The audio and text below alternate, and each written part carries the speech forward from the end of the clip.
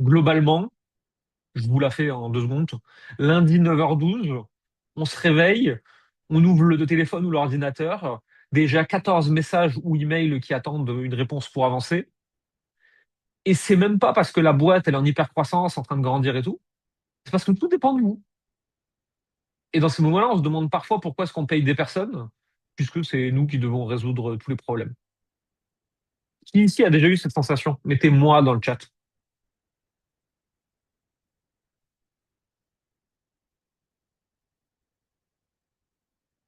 Lucille, et du coup, j'ai choisi de lâcher, mais le bénéfice aussi à lâcher. Bah ouais.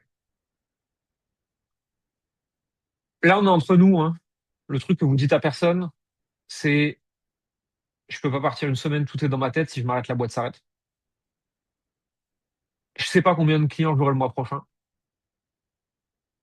Soir, week-end, vacances, je décroche jamais vraiment.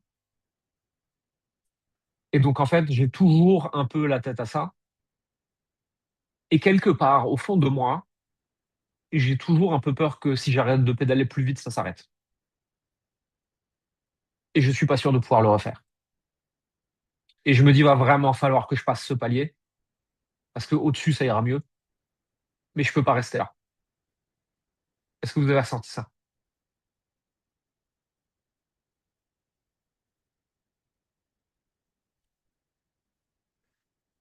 Si vous êtes reconnu dans une seule de ces phrases, vous êtes au bon endroit. C'est précisément pour ça qu'on est là aujourd'hui, pour rien d'autre. Le truc, c'est que vous n'avez pas monté une boîte, vous vous êtes payé un job. Et en plus de ça, c'est un job que vous ne pouvez pas quitter. Alors, probablement que c'est un job que vous aimez. Vous faites au moins un truc qui vous intéresse, sinon c'est encore pire. Mais vous ne pouvez pas partir 48 heures sans qu'il y ait des choses qui se pètent la gueule, c'est que vous avez un métier, vous avez une entreprise. Et vous avez un métier dans lequel vous ne pouvez pas démissionner. Sinon tout s'arrête. Et ça vient accentuer encore un peu plus cette pression sur vos épaules et cette impression de lourdeur. Le problème, c'est que plus vous devenez bon, pire ça devient. Plus vous êtes compétent, plus tout remonte à vous et le cercle se resserre du sourire.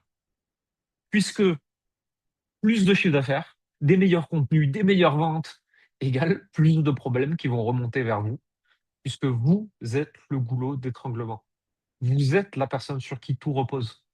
Vous êtes la personne qui va fatiguer et qui doit être meilleure et qui doit jouer son rôle tous les jours. Et si je vous le dis avec autant de précision, c'est parce que moi aussi, j'ai ressenti ça parfois.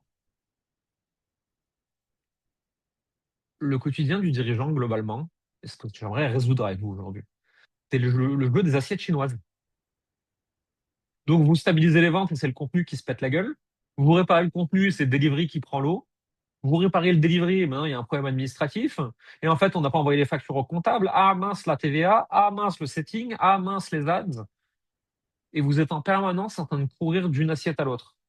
Est-ce que vous vous reconnaissez? Je vous laisse répondre dans le chat. Moi, je vais boire un peu d'eau.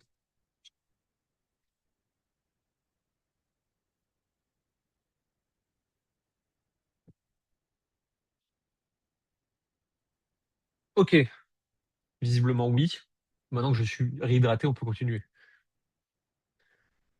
La plupart du temps, vous êtes dans cette situation. Recruter un closer, ben ouais, je peux pas. En fait, il close pas. En fait, je recrute, hein, mais vu qu'il close pas, moi je pète un plomb, je perds de l'argent. Et en plus de ça, vu qu'il close pas, lui, il a pas de revenus. Et puis du coup, il démissionne. Et puis hop, il faut recruter un nouveau closer. Sauf qu'entre-temps, j'ai pas de chiffre d'affaires. Recruter un assistant, ouais, très bien, hein. Mais je peux pas, j'ai pas le temps de le former. J'ai pas le temps de m'en occuper. Et recruter un community manager, ouais, j'aimerais bien, hein, mais il fait pas aussi bien que moi. Et donc, je finis par repasser par-dessus tout ce qu'il a fait. Et donc, en plus de travailler 2 fois plus, je dois payer quelqu'un maintenant en plus, alors que c'est pour moi qui fait le travail à la fin. Et encore une fois, c'est pas que vous bossez pas assez. Au contraire, c'est que vous bossez trop. Et donc, tout passe par vous. Est-ce que vous laissez l'opportunité aux personnes de trouver des solutions?